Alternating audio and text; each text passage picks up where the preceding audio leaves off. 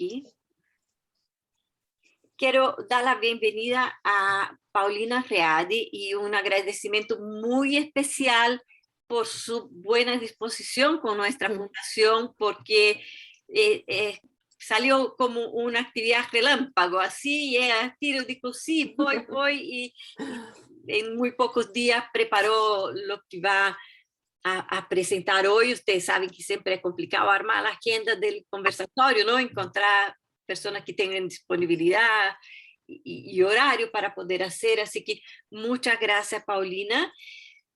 Yo les cuento que Paulina es psicóloga con un magíster en gerontología, es directora del Centro de Gerontología de la Universidad de la República y está como estrenando, ¿no es cierto?, una fundación propia, que es la Fundación EDAES, de la cual nos podrá contar ahí en algún momento. Y entonces ella ofreció comentarnos un poco sobre la autonomía y funcionalidad como un desafío para los adultos mayores, ¿no? Yo creo que es la gran preocupación, yo creo que todos compartimos eso, así que encantado de escucharte, Paulina. Te cuento un poco que la idea es que tú hagas tu exposición y después, como somos poquitos, yo misma voy indicando porque levantan la manito quién tiene la palabra para hacer un intercambio contigo y una conversación así como bien amigable, ¿no? Así que con la Perfecto. palabra, Paulina. Bueno, muy buenas tardes ya son las 12:10. Primero que todo, le doy las gracias a Juan Luis Ramírez, con el que primero tuve contacto, ¿cierto? Ambos pertenecemos a la Mesa de Personas Mayores de la COS, que es la Comunidad de Organizaciones Solidarias. Yo pertenezco a esa mesa en mi calidad de directora del Centro Gerontológico de la Universidad de la República, ¿ya? Y hoy día yo creo que tengo una doble militancia en esta exposición, porque les voy a contar un poco acerca de un estudio que desarrollamos justamente en el Centro Gerontológico, pero además, ¿cierto? Yo soy directora ejecutiva de esta fundación que señalaba Irene, que estoy gestando, ¿ya? Es una fundación que pretende aunar ya una serie de servicios especialmente enfocados a la formación de personas mayores, ya, y también el desarrollo de servicios en el ámbito de la salud, ya que son dos grandes áreas a las cuales yo me he dedicado a lo largo de toda mi vida laboral. La verdad es que prácticamente desde que me titulé que estoy trabajando en esta área de la gerontología, y me encanta, creo que podemos hacer mucho en esa área. Y antes de decirles en el fondo cuál va a ser específicamente el tema, quiero terminar los agradecimientos también a Marcela Parada, con la que tuvimos ahí una conversación muy enriquecedora. Yo creo que tenemos muchos puntos en común, así que muchas gracias a Marcela también por esta invitación, y a Irene, que hablamos el otro día, ¿cierto? Y que también coincidimos. Muchas gracias, Irene, por tu apoyo, ya por tus datitos y todo eso, ya para que hoy día ojalá sea lo más útil posible esta conversación. Yo les traigo una presentación en PowerPoint, porque en general tengo mucha información y como que necesito un poco una presentación para poder ordenar ya las ideas que quiero transmitirles, pero les pido encarecidamente que en cualquier momento que ustedes quieran intervenir, preguntarme algo, por favor lo hagan, porque en realidad esta presentación es para darle una cierta estructura, ¿ya? Pero la idea es que podamos conversar, ¿ya? Y bueno, y esta presentación tiene muchos aspectos técnicos, ¿ya? Pero que quiero de alguna forma transmitirles, porque creo que es importante que ustedes, personas que trabajan en una fundación que presta apoyo a otras personas mayores también, que a distintos rangos etarios, ¿cierto?, dispongan como información, pero también creo que es importante como una herramienta personal. Todos queremos, y me incluyo, ¿cierto?, todos queremos saber cómo envejecer mejor, cuáles son como los tópicos más relevantes, qué de tan cierto es esto de que está todo determinado genéticamente, o si efectivamente podemos hacer cambios, mejoras, ¿ya? Hay muchos mitos respecto de cómo envejecer, y qué tan ciertos son ciertas medidas o ciertas estrategias para que este envejecimiento se dé de una manera sana, por así decirlo, ¿ya? Y creo que la primera distinción que hay que hacer, y que no está en mi presentación, pero que se me acaba de ocurrir porque creo que es muy necesario decirlo, es distinguir entre vejez y envejecimiento, ¿ya? Porque generalmente hablamos de vejez como algo que nos ocurre en un momento, o sea, como que llegamos a tener 60 años y de repente ya somos personas mayores. Y en realidad la vejez es el resultado de una serie de momentos en la vida, ¿ya? Que van generando lo que vamos a vivir en la etapa de la vejez. Por lo tanto, es muy importante el proceso de envejecimiento, ¿ya? Y si bien nosotros no es que envejezcamos desde que nacemos, porque en realidad es un desarrollo, una evolución, sí la vejez comienza mucho antes de lo que uno entiende como etapa, ¿ya? Incluso las grandes intervenciones que estos últimos años, ¿cierto?, se han perfilado, indican de que es muy necesario que nosotros, no sé, ojalá a los 40 años, incluso antes, tengamos conciencia de cómo queremos envejecer. Ahora, la vejez es el resultado de lo que hemos hecho a lo largo de todos esos años, ¿ya? Sin embargo, siempre es posible hacer un cambio, una mejora, potenciar, ¿cierto?, la etapa del envejecimiento para que sea una mejor experiencia, ¿ya? Por eso que es importante también entender de que no es que esté totalmente determinada, ¿ya? Sino que siempre es posible hacer una mejora en esta etapa de la vida. Entonces, les voy a compartir la presentación. Primero que todo, ustedes me dicen si la están viendo. Si se ¿Ya? ve, ¿Se ponla ve? sí, perfecto, ahora sí, Ya, presentación. ya, Muy buenísimo. bien. ¿Ya? Entonces, vamos entonces a hablar, bueno, yo ahora no los veo, ¿ya? Porque estoy mirando mi presentación y no tengo la doble cámara, ¿ya? Pero por eso que cuando alguien quiera intervenir o preguntarme algo, abra su micrófono para, por favor, escuchar su voz y poder darle respuesta, ¿ya? Bueno, hoy día entonces vamos a hablar sobre autonomía y funcionalidad, un desafío para las personas mayores. Este es el nombre que determinamos con Juan, ¿ya? Pensando en la relevancia que tiene el tema en la vivencia de la vejez, ¿ya?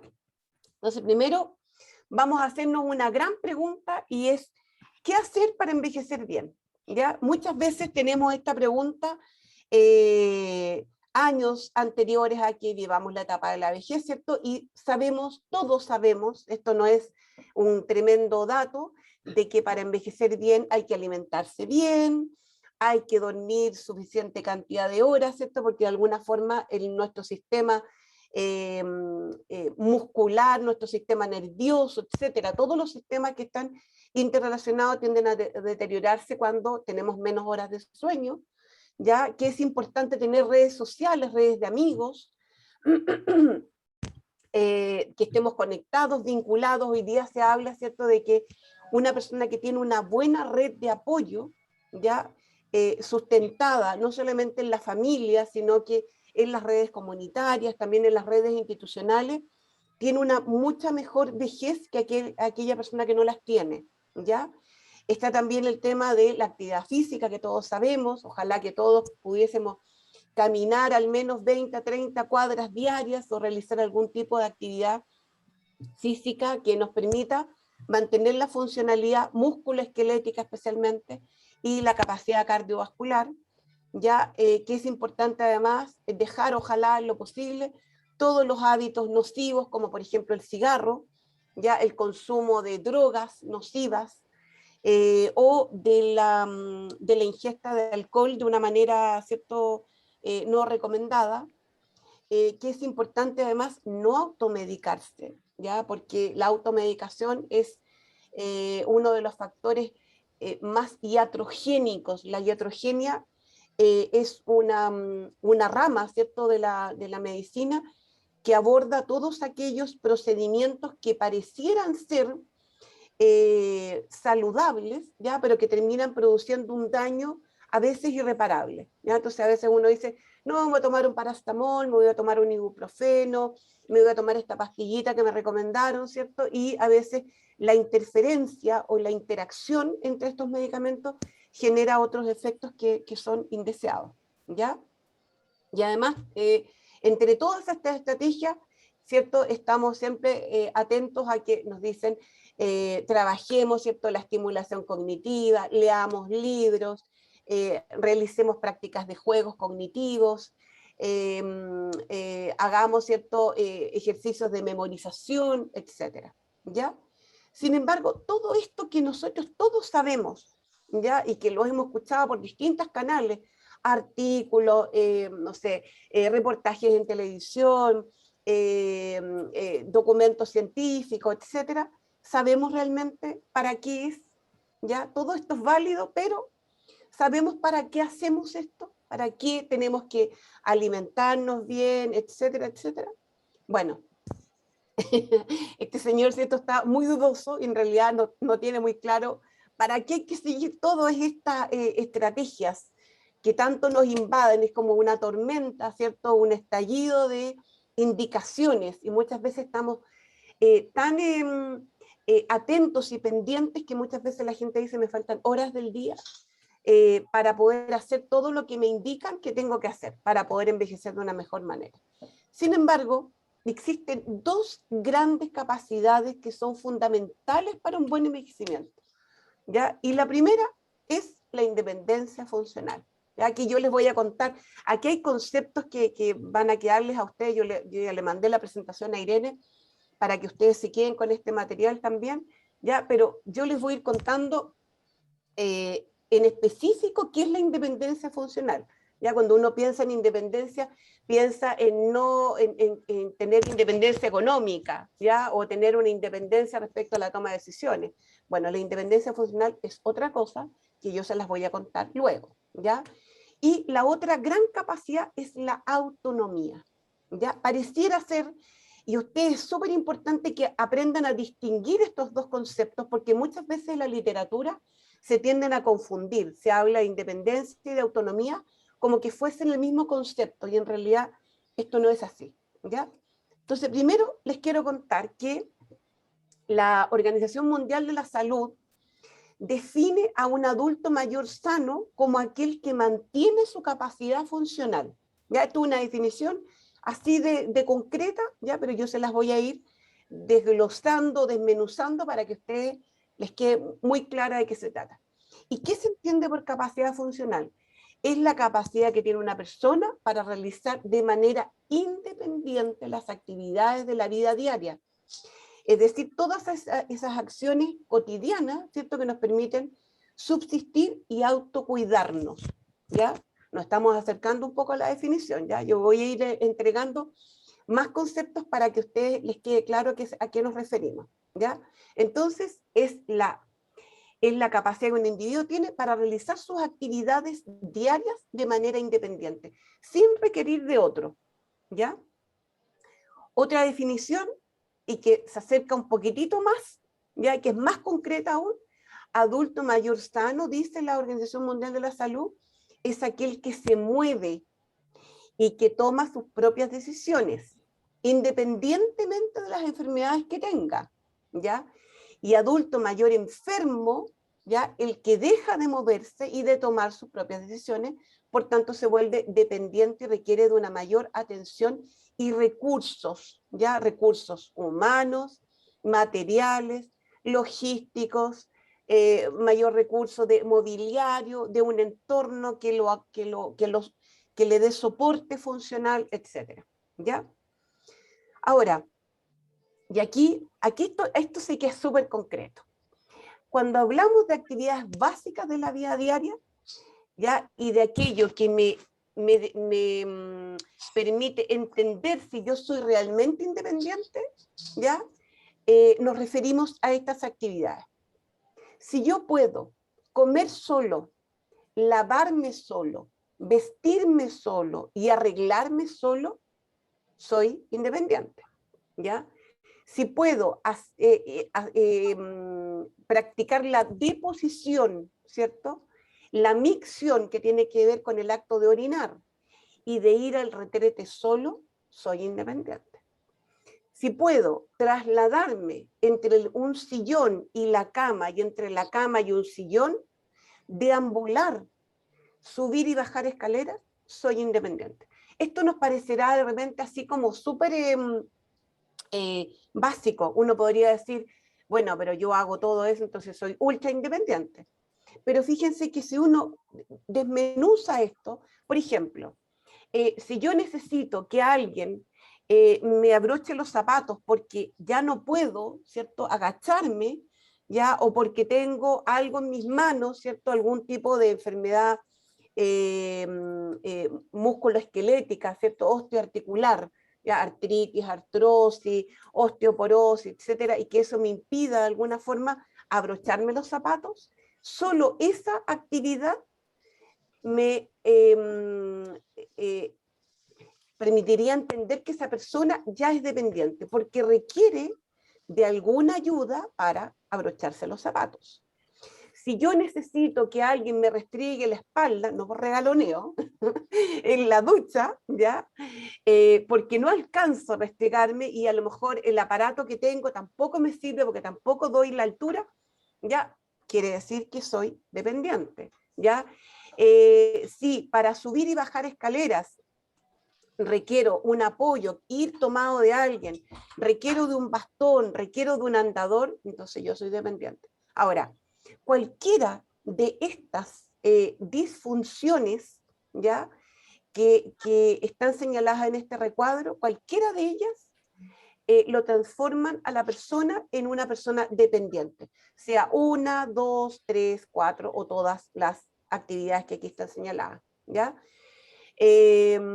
Por lo tanto, súper importante estar muy atento, ¿ya? Y entender de que además, cuando yo tengo algún tipo de disfunción, no quiere decir que yo sea permanentemente dependiente, ¿ya? Puede ser que yo en algún momento me operaron, ¿cierto? Tengo a lo mejor tuve una intervención quirúrgica y producto de ello necesito, por ejemplo, que alguien me acompañe al retrete. Pero luego de rehabilitación, etcétera, yo vuelvo a un estado de normalidad y vuelvo a ser independiente de forma funcional, ¿ya? Entonces, no necesariamente vamos a generar un deterioro que nos lleve, ¿cierto?, a ser permanentemente dependientes, sino que eso también se puede abordar, ¿ya? Por otro lado, están las actividades instrumentales de la vida diaria, ¿ya?, que requieren una mayor complejidad, requieren otro tipo de competencias de la persona para poder realizarlas, ¿ya? Y aquí tenemos las que se consideran como actividades instrumentales de la vida diaria, ¿ya? Usar el teléfono, ¿ya? Si yo necesito que alguien haga la llamada telefónica para comunicarme con mi hijo, con un pariente, un amigo, etcétera, entonces quiere decir que yo soy dependiente, ¿ya? Si requiero que alguien me acompañe en las compras, ¿ya? Puede que alguien lo acompañe, efectivamente, pero siempre pregúntese, si esta persona no me acompañara, ¿yo podría realizar las compras solo o sola? ¿Ya? Y realizar las compras va desde que yo necesite ayuda para caminar hacia el lugar donde hago las compras, que yo sepa cómo calcular la entrega del dinero y la recepción de ese dinero como vuelto, ¿ya? O accionar una tarjeta de débito o de crédito, etcétera, ¿ya? Preparar la comida, ¿ya? Hay personas, ¿cierto?, que tienen alguien que los asista en eso, ¿ya? Tienen una nana, o lo hace la pareja, ¿cierto? O lo hace el hijo, o le traen la comida preparada porque lo piden en un negocio de delivery, ¿ya? Pero si yo quisieras preparar la comida solo, ¿puedo hacerlo? ¿Ya? Entonces, eso es importante. Esa respuesta es lo que determina finalmente si yo soy o no soy independiente.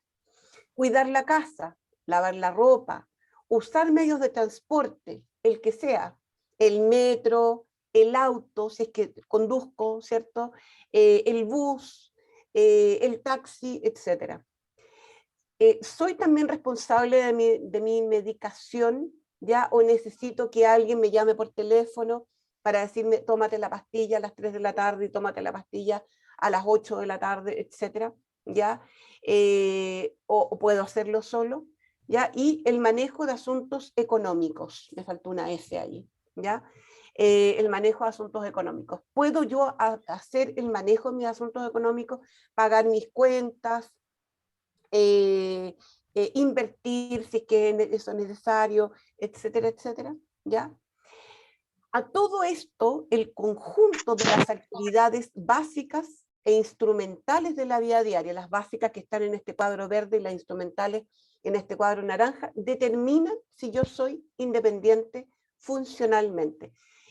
La totalidad de estas actividades, cuando cualquiera de ellas, ya sea una de las actividades básicas o una o dos de las actividades instrumentales no son posibles desarrollarlas, quiere decir que yo tengo algún grado de dependencia, ¿ya? Que lo vamos a ver enseguida a qué nos referimos.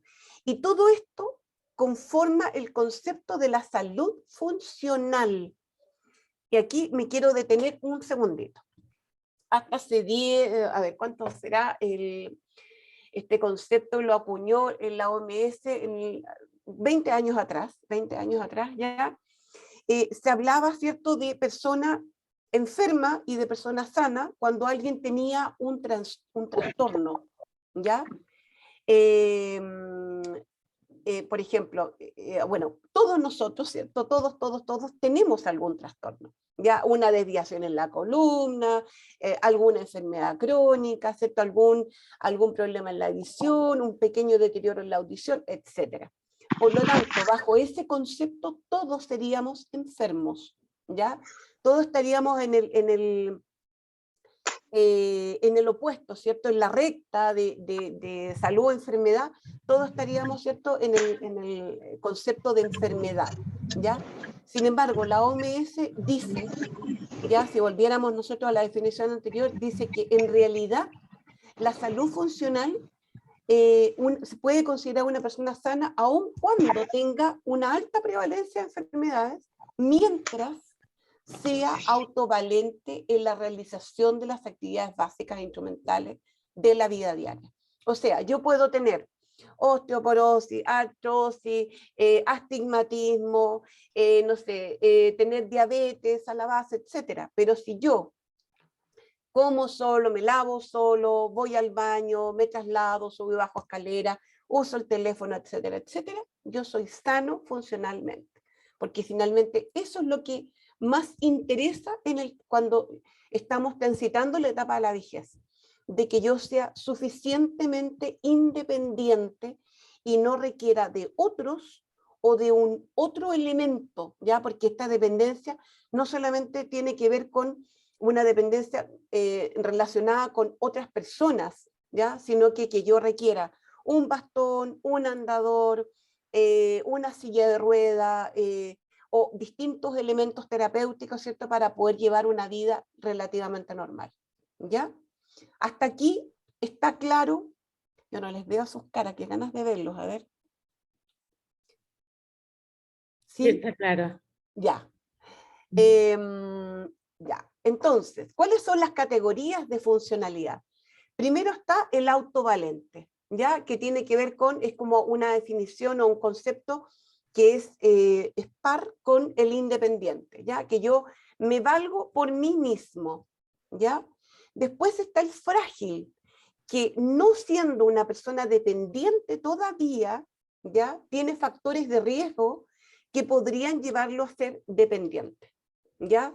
Que, por ejemplo, viva solo, que tenga una alta prevalencia de trastornos, que se visualice cierto polifarmacia, o sea, que tome una gran cantidad de medicamentos, que tenga algún cuadro a la base de tipo afectivo, como por ejemplo una depresión, trastornos ansiosos, etcétera, ¿ya? ¿Por qué? Porque de alguna forma esta sumatoria de factores, ya que vamos a ver enseguida, hacen que la persona pueda llegar a ser dependiente, ¿ya?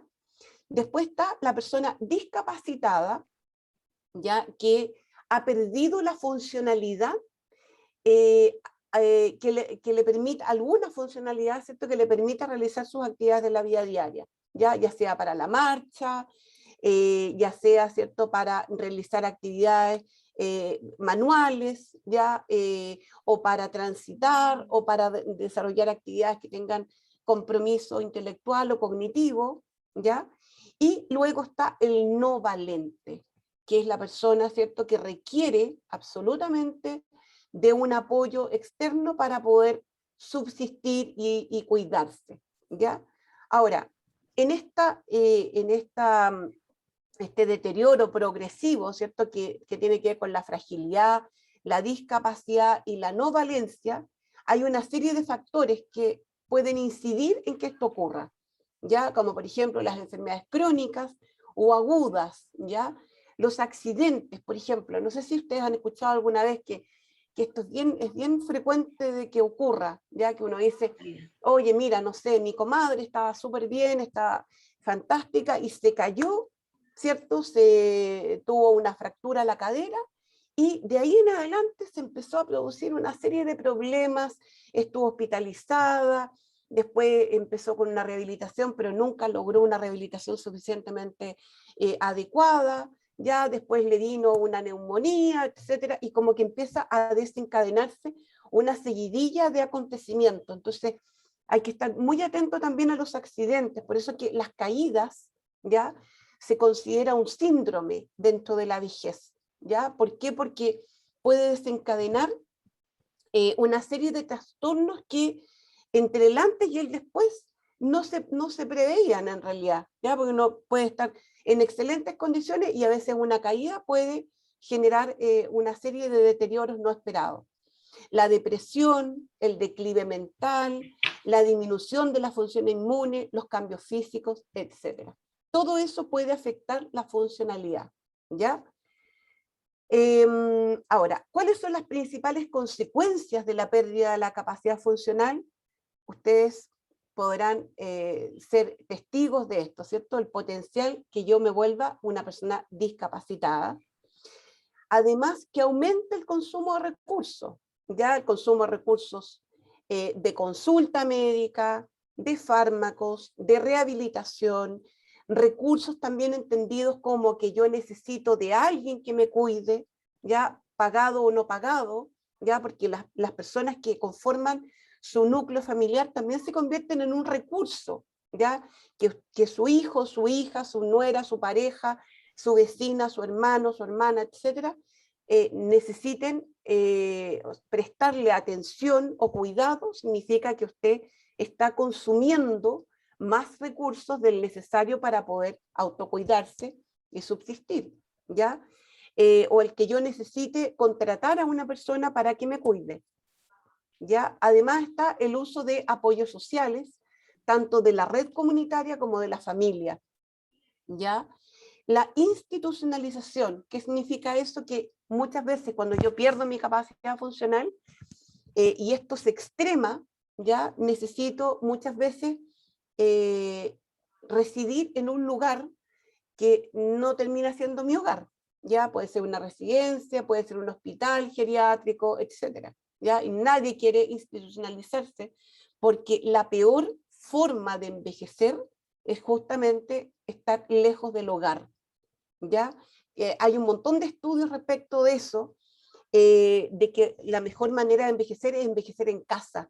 Así incluso hay muchos artículos que dicen envejecer en casa, ¿ya? Porque uno se siente contenido emocionalmente, está en un entorno que le es familiar, está cercano, ¿cierto?, a sus redes de apoyo, a sus redes familiares, reconoce, ¿cierto?, los barrios, los lugares, las rutinas, ¿ya? Por lo tanto, la institucionalización, salvo que sea una elección propia y que tenga unas características súper especiales, no es la mejor manera de envejecer, ¿ya?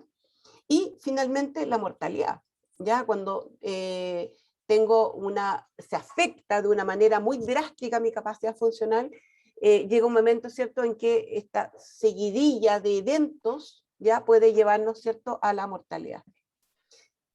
Todo esto que hemos conversado tiene que ver con la independencia funcional, ¿ya? Pero ahora vamos a hablar sobre la autonomía. ¿Se acuerdan cuando yo les decía de que habían dos grandes conceptos importantes para envejecer bien? Bueno, el primero es la independencia funcional y el segundo, la autonomía. Y aquí tenemos, ¿cierto?, una foto preciosa de alguien que está, ¿cierto?, escribiendo con spray: el control de mi vida lo hago yo.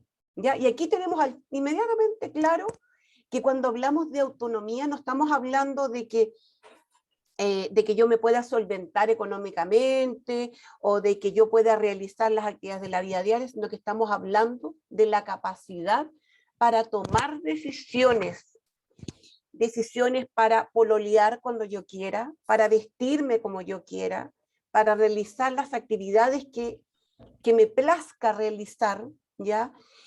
Para visitar y tener visitas de quien yo quiero frecuentar, ¿ya? Para realizar actividades laborales, sociales, etcétera, ¿ya? Muchas veces en la etapa, ¿cierto?, de la vejez, muchas personas pierden la autonomía porque los hijos deciden por ellos, ¿ya? Desde cómo se visten, desde qué lugares frecuentar, qué actividades realizar, etcétera, y las personas van perdiendo el control de su vida, ¿ya?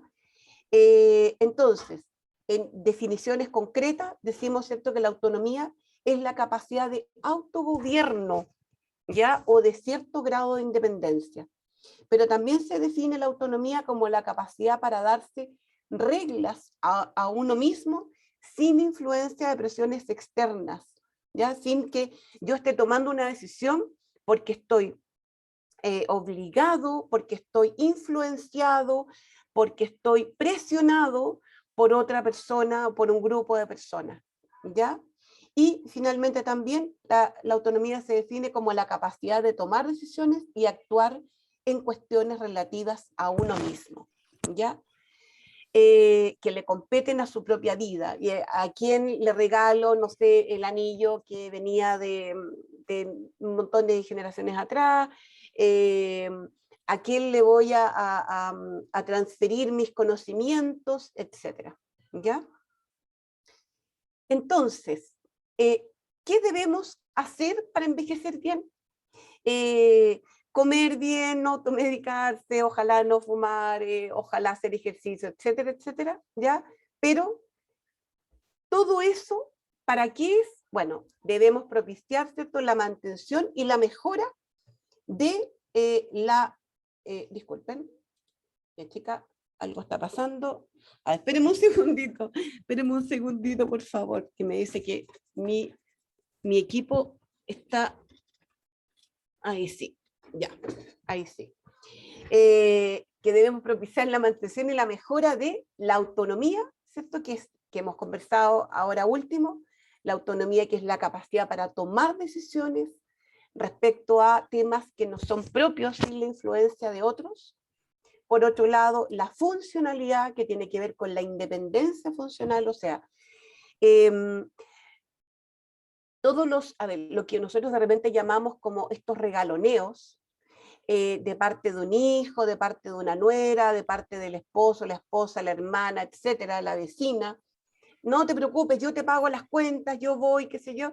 Tienen un cierto riesgo, ya, en que, claro, cuando uno está enfermo, cuando tiene frío, no se quiere levantar, ya estoy dando un ejemplo solamente en esto, ya, pero tienen un riesgo en el sentido de que cuando yo empiezo a dejar de hacer este tipo de actividades, empiezo a delegar no solamente aspectos que tienen que ver con mi autonomía, con la capacidad, ¿cierto?, que tengo para tomar decisiones, sino que además con las capacidades implicadas en esta actividad, ¿ya? Como por ejemplo, si yo tengo que ir a pagar las cuentas y tengo que ir al banco, o tengo que ir a un sencillito, o tengo que ir directamente a la empresa donde yo debo esa cuenta, ¿ya? Estoy dejando a veces de levantarme, ya que son las actividades que veíamos al principio, ¿cierto?, las actividades básicas de la vida diaria: levantarme, ¿cierto?, asearme, vestirme, caminar hacia el lugar donde yo tengo que ir, ¿cierto?, sacar la cuenta de cuánta es el monto, ya llevarlo para realizar el pago y para recibir el vuelto de ese pago, etcétera.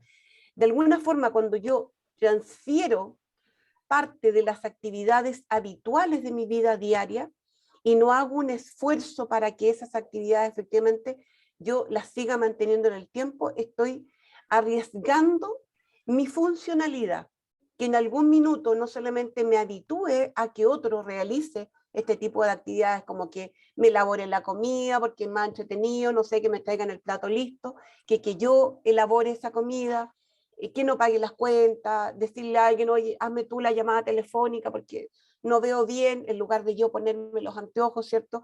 Y buscar el número, etcétera.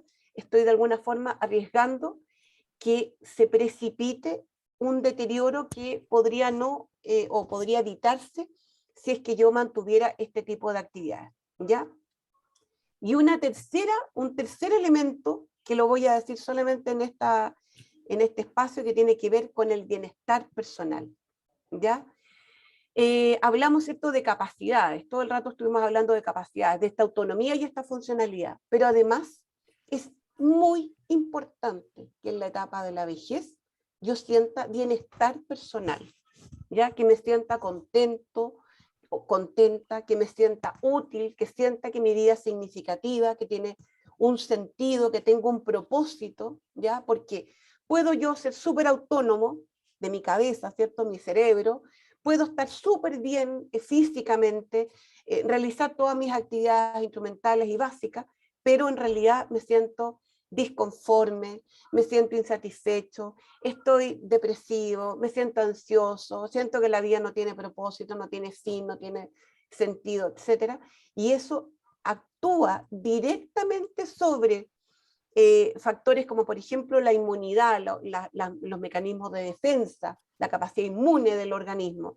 Actúa, ¿cierto?, sobre nuestro cerebro, disminuyendo, ¿cierto?, ciertas sustancias que tenemos en el cerebro, ¿cierto?, que nos permiten estar contentos, como las endorfinas, por ejemplo, ¿ya?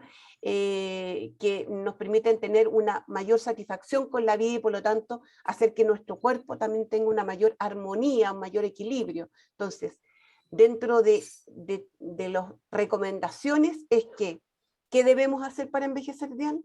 Propiciar la autonomía, propiciar la funcionalidad y propiciar el bienestar personal.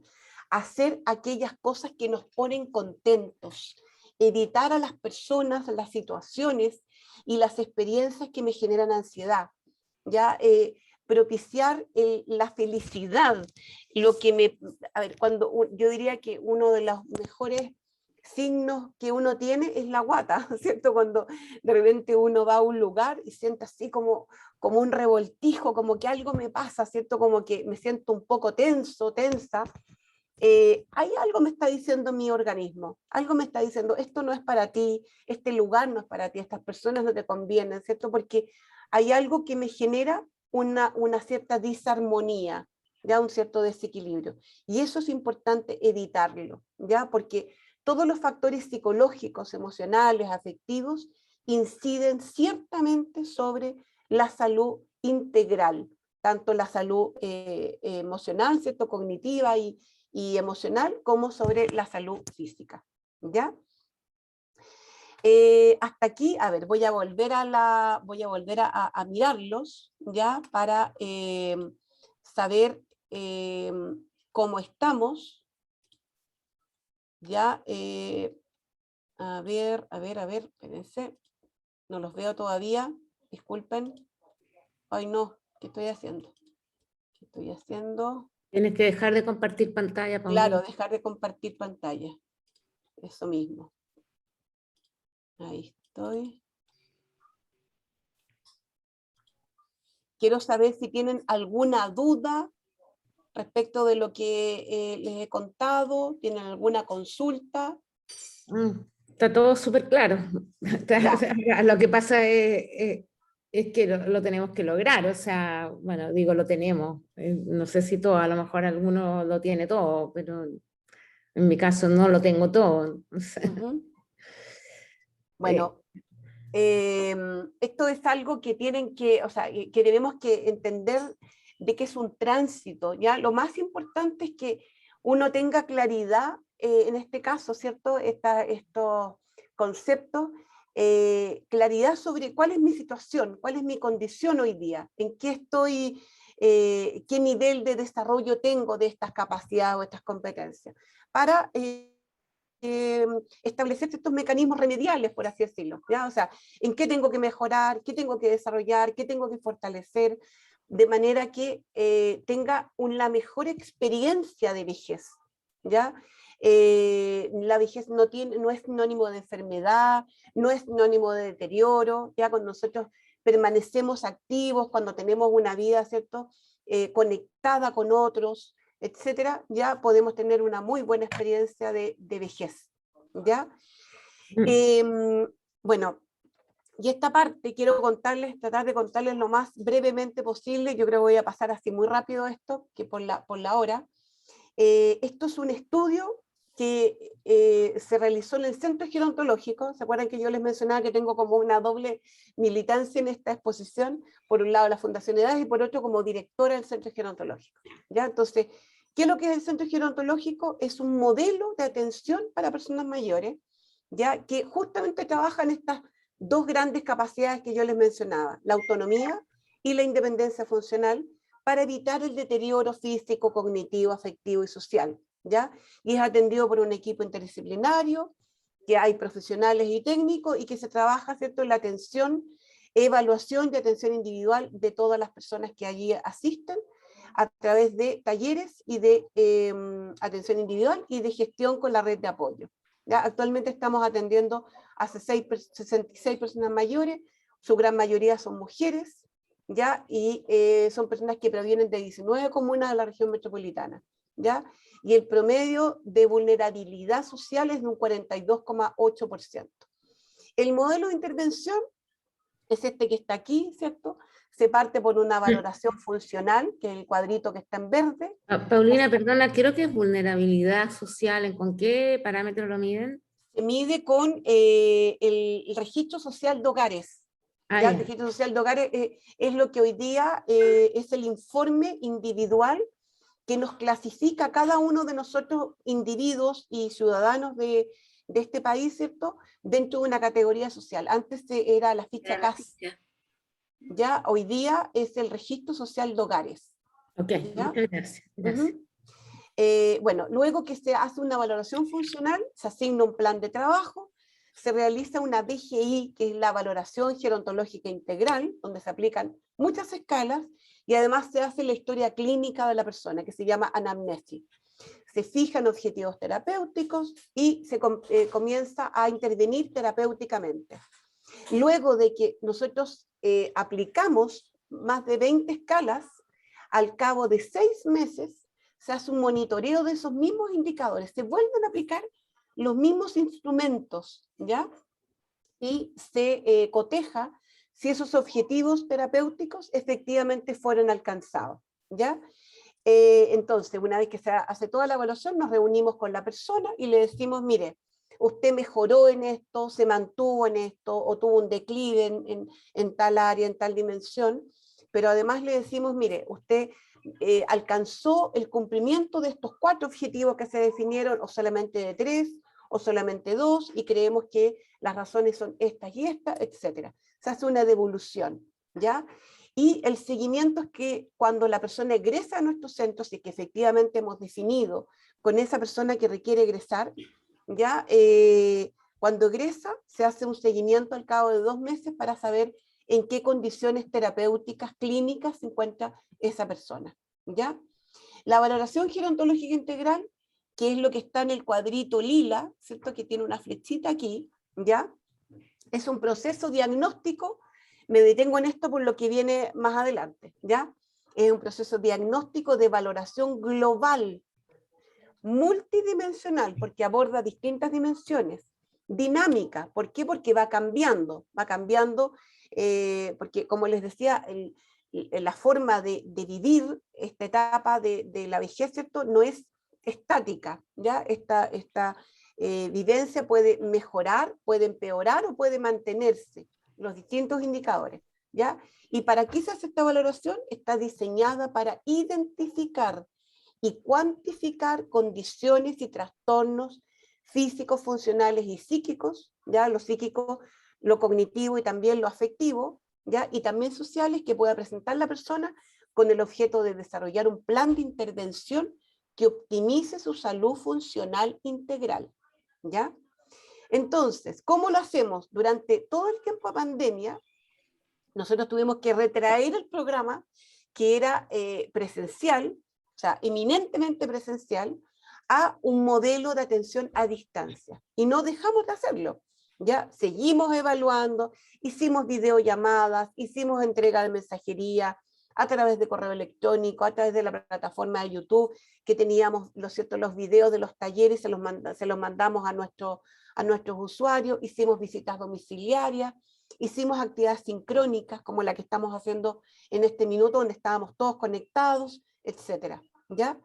Entonces, ¿qué fue lo que hicimos? ¿Cierto?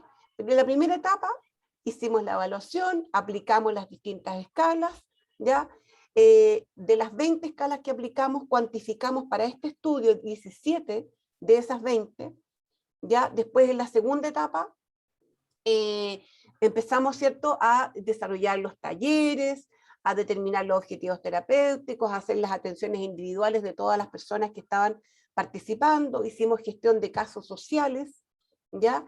Y además hicimos actividades sociocomunitarias, o sea, relacionadas con la red, recreativas, educativas, formativas, etc.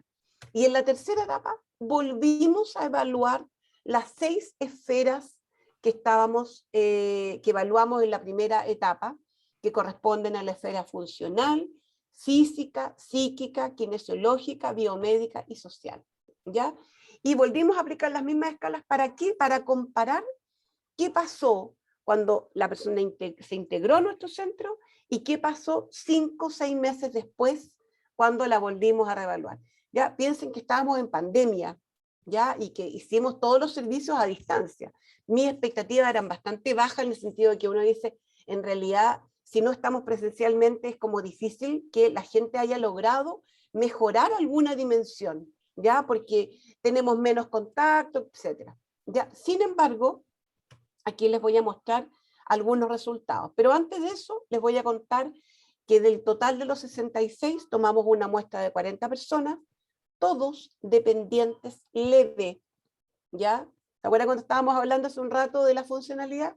Bueno, de esta persona nadie era totalmente independiente, sino que dependientes leves, ¿ya? ¿Quiénes eran? La edad promedio de 75,3 años, un rango entre 60 y 92 años, o sea, ese es el rango etario, ¿ya? El 80% eran mujeres, un 20% de hombres, un 17% de ellos eran casados y convivientes, ¿ya? Un 22% divorciados, separados, y un 60% solteros o viudos, ¿ya? Los paréntesis que están ahí corresponden a el número de personas, ¿ya? Habían 5 casados y 2 convivientes, 5 divorciados y 4 separados, y 9 solteros y 15 viudos, ¿ya? El 97,5% tenía capacidad de lectoescritura, o sea, sabe leer y escribir, ¿ya? Y en educación, ¿cierto? Ahí están los porcentajes, si podemos un poco visualizar así en resumen, los que tenían educación sin educación o educación básica, incompleta o completa, está en el 30%, ¿ya? Y los que tenían educación media, incompleta o completa, el 45%, y la educación superior, un 25% del total de personas que evaluamos, ¿ya? Un 37%, un 37,5% vivía solo, ¿ya? Y un gran porcentaje de ellos pasaba solo gran parte del día, que corresponde al 57,5%. Y finalmente, la mayor parte eran jubilados pensionados, que representa a un 62,5%, ¿ya? ¿Cuáles fueron los resultados? Miren, fragilidad, que es esta tendencia, ¿cierto?, a poder caer, por así decirlo, a un deterioro funcional y llegar a ser dependiente. La fragilidad, ¿cierto?, mejoró en un 52,5%, y en el caso de los que no mejoraron, se mantuvieron en un 47,5%. La dependencia en actividades instrumentales de la vida diaria, cuando hablamos de hacer las compras, pagar las cuentas, usar el teléfono, preparar la comida, cuidar la casa, etc., el 72,5% mejoró sus actividades instrumentales de la vida diaria. Mejoró también en las actividades básicas de la vida diaria. ¿Se acuerdan cuando hablábamos esto de lavarse, asearse, etcétera? Ya. El 60% mejoró y el 40% se mantuvo o sufrió un deterioro, ¿ya? Todo lo que está en verde en el fondo tiene que ver con los avances, con todas aquellas mejoras. Hasta aquí todos los porcentajes nos avalan, o sea, avalan de que aun cuando estábamos en pandemia, mucha gente estaba sola, estaban con un mayor riesgo de deterioro, ¿cierto? Además, nuestro tipo de atención era a distancia, etcétera. Logramos mejoras sustantivas en un gran porcentaje de la población, ¿ya? La actividad física, miren cómo mejoró en un 75% de la población. Mejoró además la capacidad cognitiva en un 85%, especialmente en memoria y en atención, ¿ya? Remitieron la sintomatología depresiva en un 85% de la población. Disminuyó la ansiedad, ¿cierto?, en un 57,5%. Las caídas, lamentablemente, aumentaron, ¿ya? El 65% de la población sufrió más caídas que las que habitualmente teníamos, y esto es un dato muy importante, y es que el mayor porcentaje de caídas se produce al interior del hogar, ¿ya? Por eso que es tan relevante que nosotros dispongamos el mobiliario, los espacios, la iluminación, etcétera, dentro del hogar de la mejor manera, de forma de evitar el riesgo de caídas, ¿ya? Por lo que yo les decía también hace un rato, en esta que se desencadena, ¿cierto?, una serie de otros trastornos cuando se producen las caídas, porque es considerada, por esa misma razón, es considerada un síndrome, ¿ya? Y la movilidad... Paulina, vamos, ¿sí? trata Ya, de ya, ok, de apurarme, ya, me falta muy poquito. La movilidad también mejoró un 85%. La sarcopenia, la sarcopenia es debilidad muscular, es cuando yo siento, ¿cierto?, que mis músculos se fatigan, ¿ya? Y cuando se fatigan los músculos, ¿cierto?, por falta de tonicidad, se vuelven más débiles. Cuando yo tengo debilidad muscular, hablamos de sarcopenia, y esta sarcopenia también puede producir riesgo de caída. La incontinencia urinaria, lamentablemente, empeoró. El insomnio, la mitad mejoró y la otra mitad empeoró, ¿ya? Pero sí mejoró la disminución de la somnolencia, que es esta sensación de estar con mucho sueño durante el día. El dolor aumentó en un porcentaje importante, la calidad de vida de las personas mejoró, la cantidad de relaciones sociofamiliares también mejoró, y también mejoró, bueno, la mitad en realidad, las redes institucionales, ¿ya? Esos son los resultados, y para terminar, ¿cierto? Aquí tenemos una imagen muy curiosa, ¿cierto? Pero también muy representativa de lo que puede llegar a ser también una buena vejez, estar conectado. Esto nos habla de muchas cosas, de estar conectado, de estar activo mentalmente, de estar vigente con las nuevas tecnologías, de tener a un partner que me acompañe, a un amigo, estar conectado, vinculado socialmente, etc. Y quiero quedarme, ¿cierto?, con un pensamiento de Cicerón, ya, quien dijo esto 45 años antes de Cristo, y que decía que nadie envejece solo por vivir un número de años. La gente envejece únicamente al abandonar sus ideales. Los años arrugan el rostro, pero perder el entusiasmo arruga el alma. Muchas gracias. Espero que les haya servido,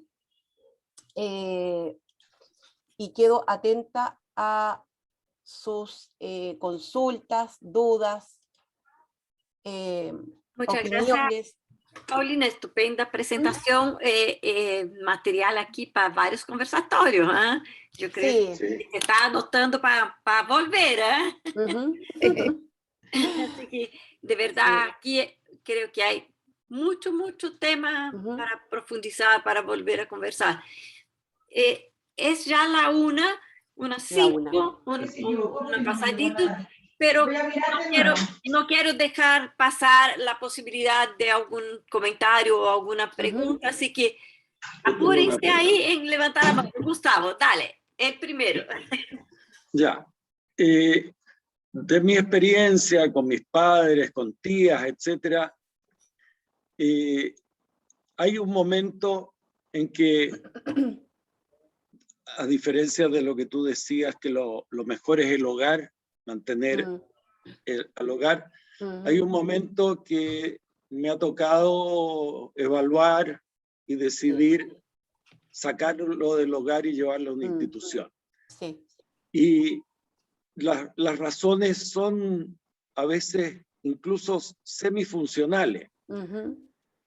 Hay veces que cuentan con mejores primeros auxilios, mucho mejor alimentación y mucho, en la medida que haya algo de social, mucho de lo que tú planteas que hace ese instituto, o algo por lo menos de lo que hace ese instituto.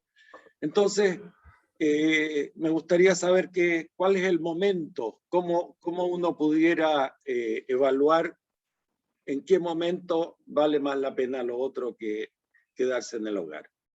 Mira, Gustavo, muchas gracias por la pregunta. Hay un momento en que se produce como un desborde funcional familiar, ¿ya?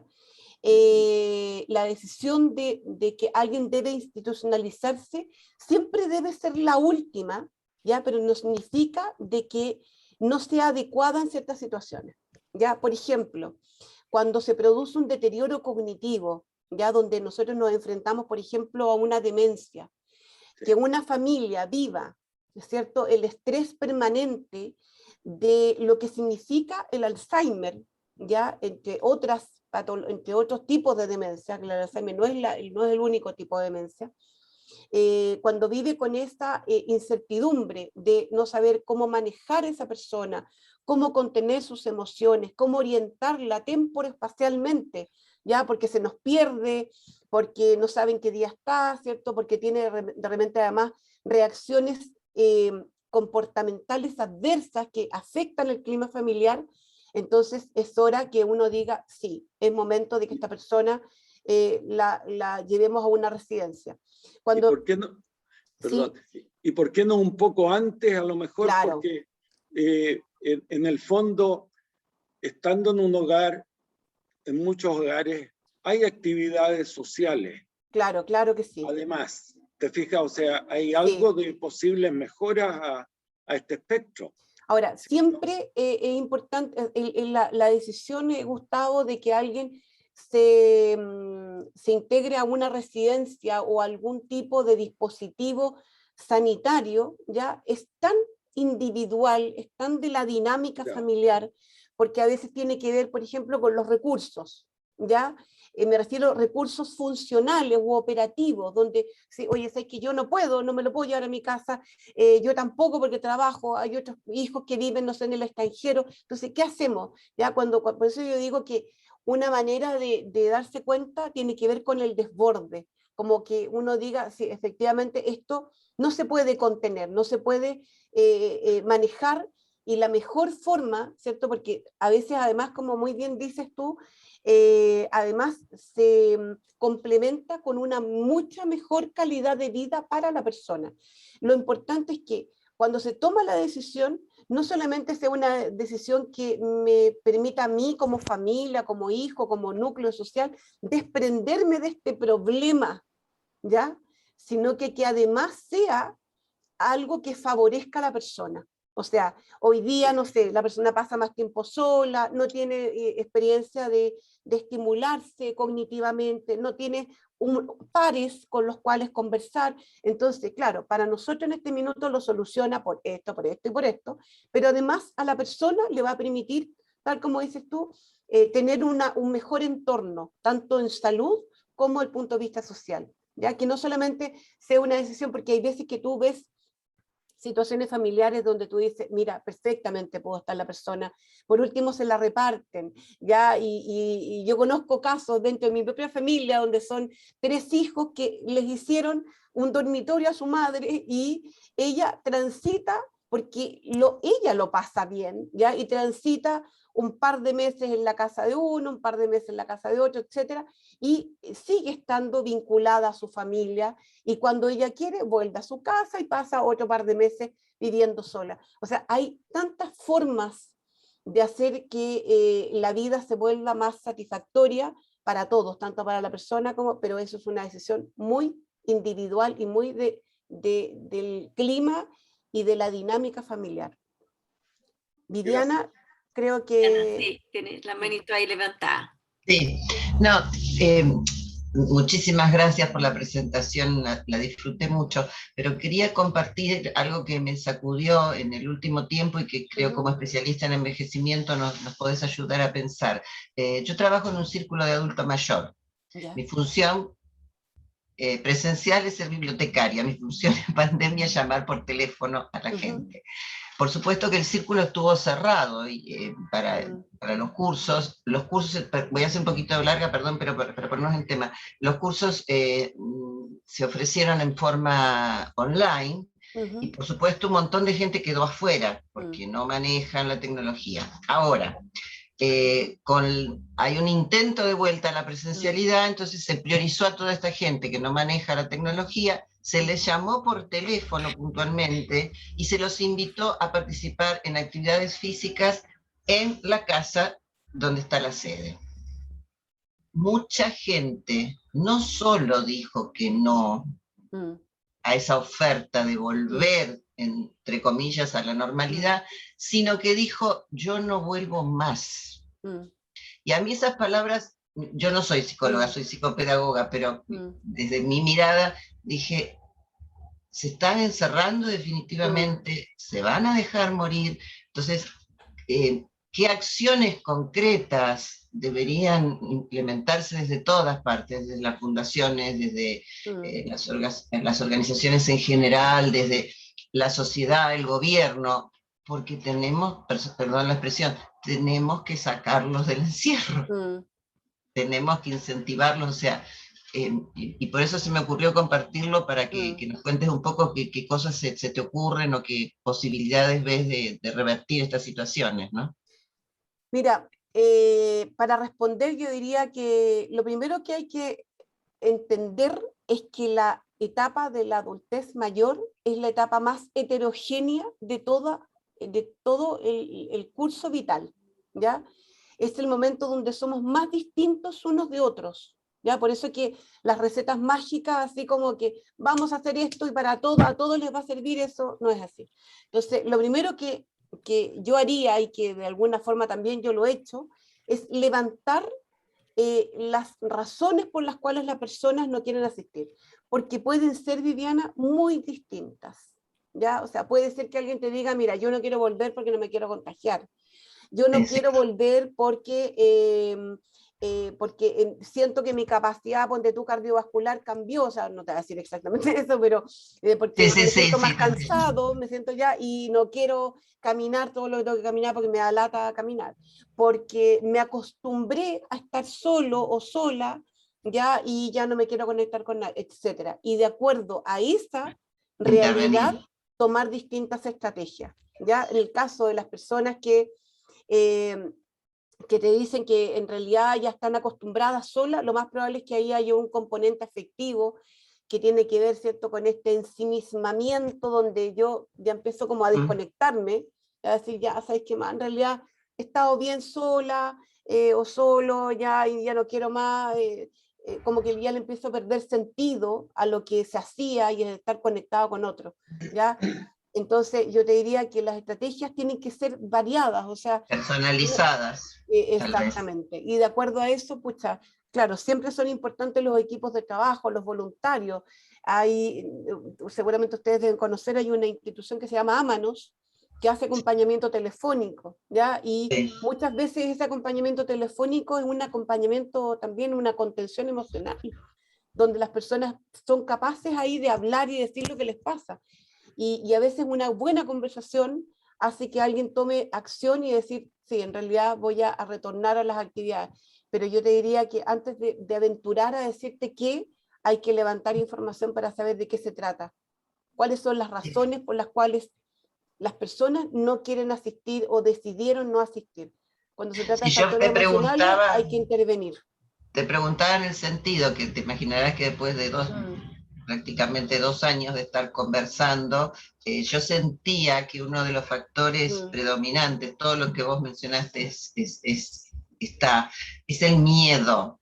Que creo que la pandemia, sobre todo a los adultos mayores, o sea, el miedo es una emoción básica y natural, pero potenció, porque en un principio era como que nosotros éramos los que nos íbamos a enfermar e íbamos a contagiar al resto de la sociedad. Entonces me preocupaba fundamentalmente desde ese lugar, pero sí. Ahora, importante, si llegaran a levantar que efectivamente esa es una de las principales razones, tal vez armar un documento que desmitifique, ya, que diga, de acuerdo a no sé qué, el último estudio que se realizó, las vacunas dicen que, no sé, el Ministerio de Salud, bla, bla, que factores, claro, que permitan dar legitimidad a la información y que las personas digan si en realidad ya está bien, y mire, y además cuando usted vuelva, vamos a tomar estas y estas medidas, vamos a higienizar, vamos a, ya, o sea, todo para que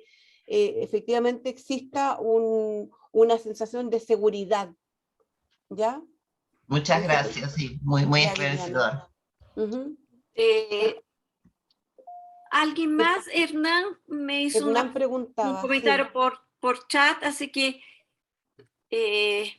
Hernán, y no sé si alguien más, ya serían las últimas intervenciones en función del horario. Así que te doy la palabra, Hernán. Bueno, muchas gracias. Oye, yo agradezco la exposición de Paulina, porque tiene que ver con las buenas prácticas en el tema, pero no es la única mirada. No es la única mirada. Yo creo que la mirada que tú, esta es una opinión, estoy entregando más bien una opinión personal. Sí, sí. Es la única, tu mirada tiene que ver con lo individual, con lo, como yo decía, buena práctica, y que trata a la vejez casi como una enfermedad, donde existen una serie de carencias, ¿verdad? Y atenciones que tratan de corregir o ayudar. Pero no es la única mirada. Pero en todo caso aquí yo inmediatamente intervengo porque es exactamente el polo de esa idea, ya de entender de que justamente la enfermedad no es sinónimo de vejez, ni la vejez sinónimo de enfermedad. O sea, yo incluso diría que la etapa de la infancia es la etapa donde más enfermedades tenemos, más que la propia vejez, ¿ya? Y que siempre es factible poder trabajar e incidir sobre los posibles deterioros que tanto se dice que se esperan en la adultez mayor, cosa que no es así tampoco. Así como un dato, casi el 80% de las personas mayores hoy día son totalmente autovalentes. ¿Ya? Entonces eso es un dato que es muy importante. ¿Puedo seguir con mi opinión? Sí, por favor. Mi ánimo no es de polemizar, ¿eh? Simplemente entregar una opinión y entregar otra mirada que es en la que yo hago mis apuestas por lo demás, por eso tengo la opinión. Yo pienso que la autonomía es más que tratarla en la carencia con una orientación de enfermo, porque en el fondo eso es. Yo prefiero poner mi apuesta y todas mis esperanzas en que la vejez más bien es un derecho. Es un derecho, y ahí ya nos salimos de la atención tan individual y carencial. Y es un derecho humano que no solo trabaja las limitaciones de la vejez, sino que también tiene la connotación de ser un poder de generar autonomía desde un estado más solidario. Claro. Yo entiendo, o sea, mis mayores expectativas y esperanzas están puestas allí y es lo que me mantiene a mí en el tema. Sí. Lo entrego como una opinión, no una controversia ni una recomendación a nadie. Y esto indudablemente se está tratando muy fuertemente como una construcción social pendiente del Estado de Chile en la Convención Constituyente. Claro. Yo recomiendo, si me lo permiten, asomarse también a eso, porque es una mirada bastante más de perspectiva de largo plazo y que seguramente ninguno de nosotros la alcanzará a ver, pero el solo hecho de que exista esa posibilidad a mí me hace sentir un viejo que tiene sentido llegar a la vejez. Gracias. Bueno, gracias, Hernán. Bueno, estamos trabajando en el tema de la generación de propuestas en la Constitución. La ley de envejecimiento también a través de la mesa de personas mayores. Y sí, absolutamente, o sea, lo que estamos tratando así como de la bandera de lucha es justamente desmitificar esta representación de la vejez, ¿cierto? Como algo que es deterioro, que es pérdida, ya al revés. Por eso que hablábamos sobre la autonomía como la capacidad decisional, o sea, la capacidad que yo tengo para tomar decisiones, esa capacidad de autonomía, nunca debo perderla, jamás debo perderla. ¿Ya? Lo mismo que la independencia. Esa es una definición conceptual que está a la base de lo que justamente estábamos ahora transmitiendo. Así que muchas gracias, Hernán. No sé si hay alguna otra duda o comentario, observación. Yo creo, Paulina, que tenemos mucho que agradecerte y ya ir cerrando en honor al tiempo, que ya nos pasamos un poco de lo acordado. Como te decía, yo creo que te candidateaste a volver a ese espacio. Y tenemos mucho que conversar contigo, eso quedó a la vista, ¿no? Una pequeña muestra ahí. Y solo comentar un poco lo que dijo Hernán, ¿no? Yo quedo pensando en esa idea de la importancia de conocer lo que dice Paulina y hacer conciencia, ¿no? A todas las personas que van envejeciendo, y que son todas, ¿no? Pero por lo menos a partir de los 60 empezar a tener conciencia de eso, porque obviamente la funcionalidad también va a depender, ¿no es cierto?, de mejores condiciones para desenvolvernos, ¿no es cierto? Y ahí creo que viene el tema del derecho, ¿no? Juan Luis nos hizo aquí una súper linda presentación sobre las ciudades amigables, ¿no es cierto? En la medida que las ciudades sean más amigables, podemos ser más autónomos, ¿no es cierto? Es una relación, ¿no? Entre la persona y el ambiente, también el nivel de autonomía. Yo me acuerdo de una amiga que tiene más de 70 años y estaba a punto de comprar un departamento de 3 pisos. Yo dije, ¿pero cómo? ¿Cómo? O sea, ¿cómo te proyectas aquí, no? En subir escalera, bajar. ¿No es cierto? Entonces, en nuestros propios hogares podemos favorecer nuestra autonomía en la medida que tomemos mejores decisiones, y ahí viene el tema de la autonomía, ¿no? Entonces, esos dos conceptos me pareció súper interesante barajarlo así como en conjunto, ¿no? Integrando que la autonomía también tiene que ver con tomar decisiones sobre mi propio envejecimiento y mejorar mi funcionalidad, ¿no es cierto? Así que rescato eso como dando un poco respuesta a Hernán y haciendo un link con otras cosas que ya hemos estado conversando acá en ese espacio. Bueno, eso por ahora, Paulina. Muchas gracias. Ya nos contactaremos.